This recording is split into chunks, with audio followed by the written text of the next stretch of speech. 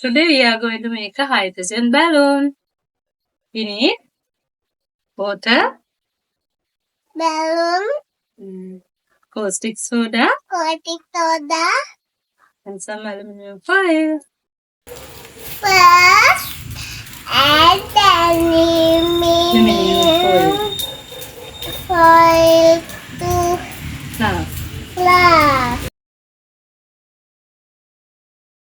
Then add water. Put this flask in the water bath.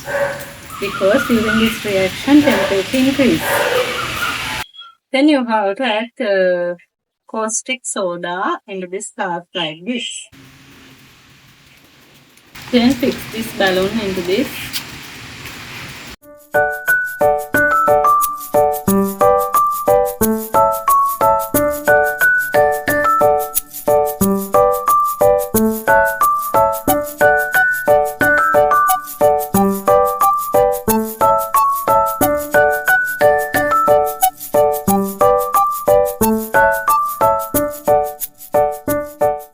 Here caustic soda is sodium hydroxide and it reacts with aluminum and form this hydrogen gas. That hydrogen gas collect in this balloon.